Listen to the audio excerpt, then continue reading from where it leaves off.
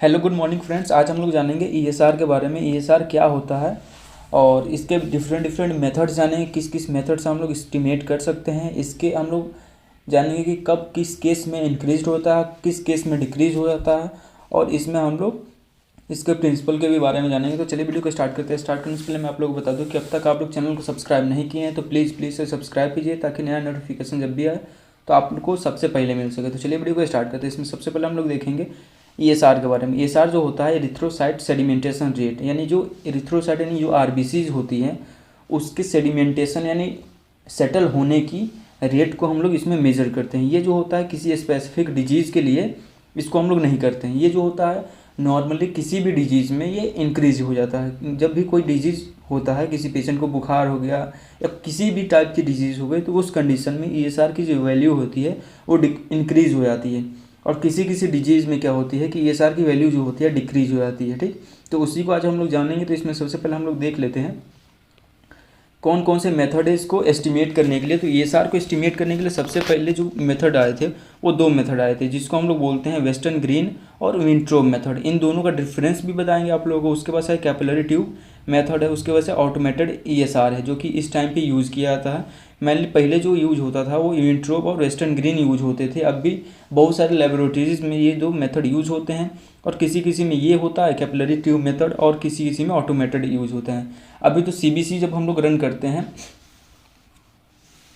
तो उसमें सारे पैरामीटर्स दे देते हैं, लेकिन जो ईएसआर की वैल्यू है वो इसमें मेजर करके नहीं आती। इसलिए ऑटोमेटेड जो एनालाइजर्स होते हैं इसके लिए अलग से बने हुए हैं ईएसआर को मेजर करने के लिए। तो आगे हम लोग बात करते हैं इसमें इसके प्रिंसिपल के बारे में, कि जितने भी इसमें हमने आप लोगों को बताया कि किस किस मेथड से इसको एस्टिमेट कर सकते हैं, उन सभी का एक जनरल प्रिंसिपल होता है। भले वो किसी मेथड दूसरे मेथड का हो, उससे फ़र्क नहीं पड़ता है। उसका जो प्रिंसिपल होता है सबका सेम होता है। तो जो इसका प्रिंसिपल होता है वो ग्रेविटी पे बेस होता है।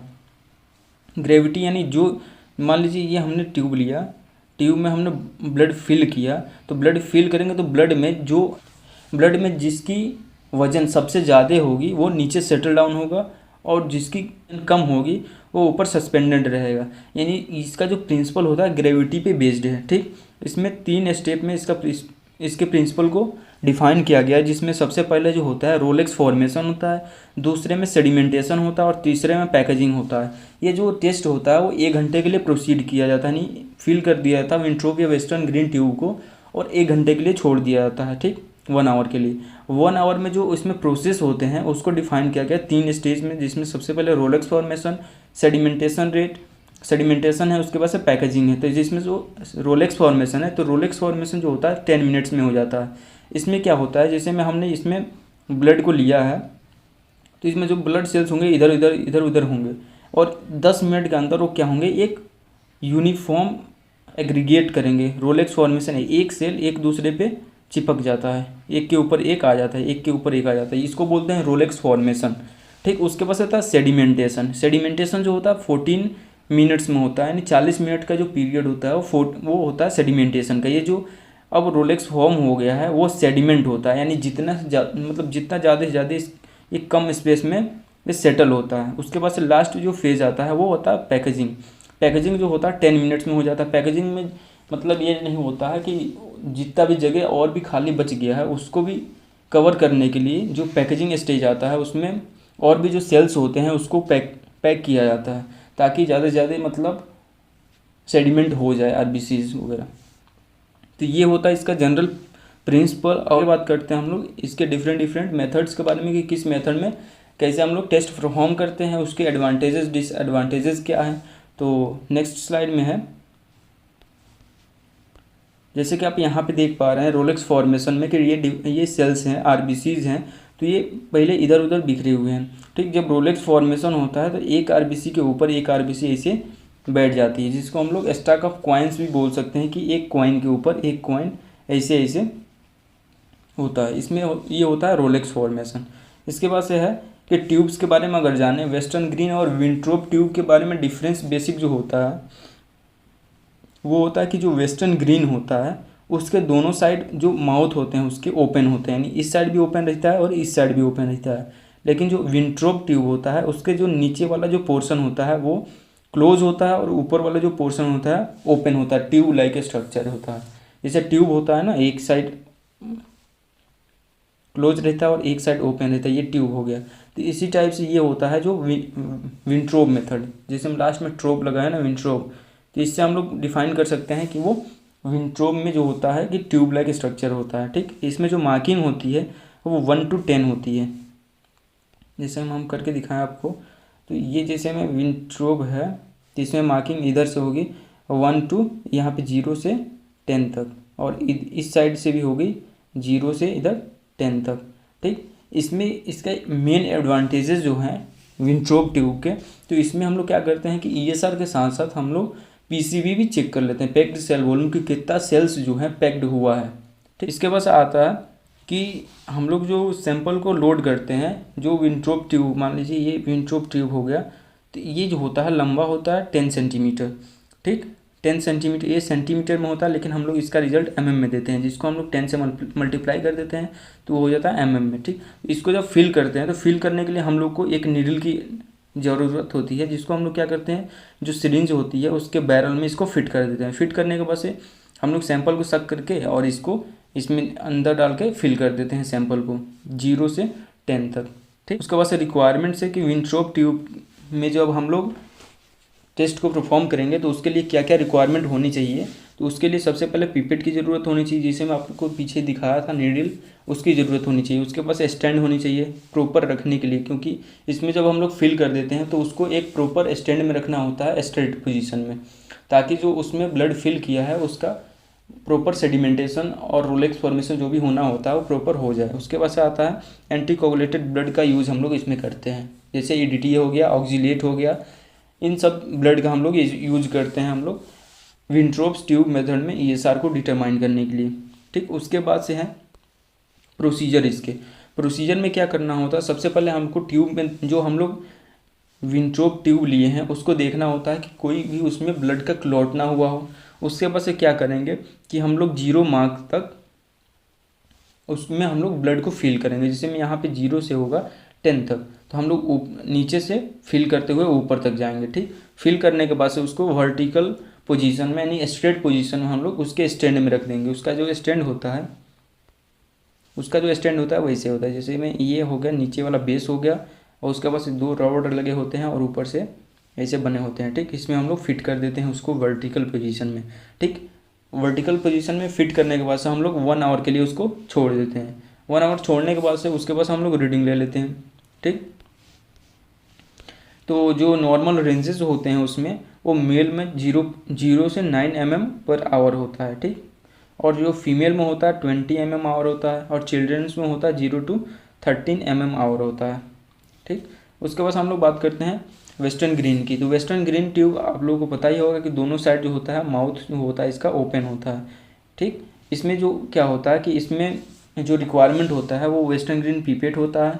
उसके बाद से एक बल्ब होता है, जिससे में हम दोनों साइड ओपन हो तो इसको फिल कैसे करेंगे, तो एक साइड हम लोग बल्ब इसमें लगा देते हैं। ठीक, उसके बाद से बल्ब को जब दबाते हैं, प्रेस करते हैं और सैंपल में डाल के उसके बाद से हल्का हल्का छोड़ेंगे उसको, तो वो फिल हो जाता है विंट्रोब ट्यूब। उसके बाद से इसमें जो सैंपल की ज़रूरत होती है वो ट्राई सोडियम साइट्रेट होती है। ठीक, उसमें जो रेशियो होता है सोडियम साइट्रेट की 4:1 होता है। ठीक, उसके बाद से इसमें जो होता है कि इसके स्टैंड की ज़रूरत होती है, क्योंकि ये विदाउट स्टैंड इसको हम लोग रख नहीं सकते, क्योंकि दोनों साइड इसका माउथ जो होते हैं ओपन होते हैं। ठीक, उसके बाद हम लोग इसके प्रोसीजर की बात करें तो जैसे कि आप देख पा रहे हैं यहाँ पे आपको पिक्चर दिखाया गया है कि एक ये स्टैंड दिखाया गया है, जिसके अंदर 3-4 इसमें लगे हुए हैं, इसके ट्यूब लगे हुए हैं, जिसमें आप नीचे की तरफ देख पा रहे हैं कि बल्ब लगा हुआ है जो कि रबर बैंड का है, और ऊपर जो है कुछ नहीं लगा हुआ, ऊपर बस उसे फंसाने वाला है। तो उसमें क्या करेंगे हम लोग ऊपर से निकाल लेंगे, और निकालने के बाद ऊपर जो इसका ट्यूब होगा, ऊपर इसका स्ट्रक्चर, इसमें इसके ऊपर हम लोग एक बल्ब फिट कर देंगे। बल्ब फिट करने के बाद से इसको डिप करेंगे, उसको बल्ब को प्रेस करके उसको डिप करेंगे एक सैंपल में डिप करेंगे, और बल्ब को हल्का हल्का छोड़ेंगे, और उसमें जो जितनी रिक्वायरमेंट होगी सैंपल की उतनी हम लोग ऐड करने के बाद से उसको होल्ड करेंगे उसी पोजीशन में, उसके बाद से इसमें ले आके फिट कर देंगे, जिसमें नीचे रबर होगा और ऊपर भी रबर होगा, जिससे वो सैंपल गिरेगा नहीं, ना नीचे आएगा ना ऊपर आएगा, बीच में ही फंसा रहेगा। और 1 घंटे उसमें स्टैंड में छोड़ देंगे। 1 घंटे स्टैंड में छोड़ने के बाद से ये जो होगा 1 घंटे के बाद से हम लोग इसमें रीडिंग ले लेते हैं। ठीक, इसका ये प्रोसीजर हो गया। अब इसकी अगर नॉर्मल रेंज की बात करें तो ये जो मेल में इसका नॉर्मल रेंज होता है वो 15 से 15 mm पर आवर होता है, और फीमेल में जो होता है वो 0 से 20 mm पर आवर होता है। ठीक, उसके बाद से अगर बात करें कि इसका ऑटोमेटेड मेथड कौन कौन सी होते हैं, तो उसमें होता है वेस्टमेट्रिक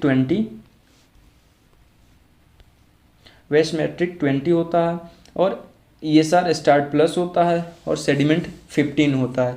इन 3 मेथड्स से हम लोग क्या कर सकते हैं कि ESR को डिटरमाइन कर सकते हैं ऑटोमेटिकली।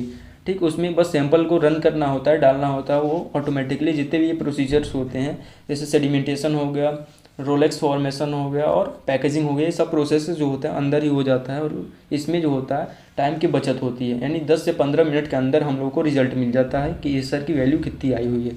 ठीक, उसके बाद अगर बात करें कि ये किस कंडीशन में इंक्रीज़ या किस कंडीशन में डिक्रीज़ हो जाता है, तो ये जो होता है इंक्रीज कंडीशन अगर देखा जाए तो ओल्ड एज जब होती है तो उस कंडीशन में इंक्रीज हो जाता है, प्रेगनेंसी में इंक्रीज हो जाता है, एनीमिया में इंक्रीज हो जाता है, और आरबीसी की जब एबनॉर्मलिटीज़ होती है, यानी आरबीसी जो होता है उसके शेप साइज में वेरिएशंस होती हैं, तो उसके वजह से ESR की जो वैल्यू होती है वो चेंज हो जाती है। उसके बाद से टेम्परेचर जो होता है, स्पेसिमिन का अगर टेम्परेचर में वेरी कर रहा है तो उसके वजह से भी इस ESR की जो वैल्यू है वो चेंज हो सकती है। उसके बाद से एलिवेटेड फाइब्रिनोजन लेवल, जो फाइब्रिनोजन होता है वो रिस्पॉन्सिबल होता है रोलेक्स फॉर्मेशन कराने के लिए, क्योंकि जो आरबीसी होती है उस पर निगेटिव चार्ज लगी होती है। ठीक, निगेटिव चार्ज लगी होती है तो एक दूसरे से ये अट्रैक्ट नहीं कर पाती है, रिपेल करती है एक दूसरे को, यानी ये इसके पास जाएगी तो रिपेल करेगी तो दूर भाग जाएगी। तो इसी के कारण ये जो होती है रोलेक्स फॉर्मेशन नॉर्मल इंडिविजुअल के ब्लड में नहीं होता है, लेकिन जब फाइब्रिनोजन एक्टिवेट होता है तो ये क्या कराता है कि उसको इसके निगेटिव चार्ज को न्यूट्रलाइज करता है और उसको क्या करता है वो रोलेक्स फॉर्म करवाता है। तो एक आरबीसी के ऊपर एक आरबीसी ऐसे स्टैक ऑफ कॉइन्स के फॉर्म में दिखते हैं हम लोगों को। ठीक, उसके बाद से इन्फेक्शन के केस में जो होता है ESR की जो वैल्यू होती है इंक्रीज कर जाती है, और इन्फ्लामेशन, मैलिग्नेंसी, इन सब कंडीशंस में जो होता है ESR की लेवल इंक्रीज कर जाती है। अब डिक्रीज लेवल देखिए किस किस कंडीशन में जो ESR है डिक्रीज हो जाता है, तो इसमें है आरबीसी की एबनॉर्मलिटी, फिर वही की जो शेप और साइज होती है उसमें वेरिएशंस होते हैं, तो वो डिक्रीज हो जाती है या इंक्रीज हो जाती है। वो डिपेंड करता है कि सेल की साइज किस टाइप की हुई है। जैसे में यहाँ पे स्पोरोसाइटोसिस दिखाया गया है, जिसमें ESR की जो वैल्यू है वो डिक्रीज हो जा रही है।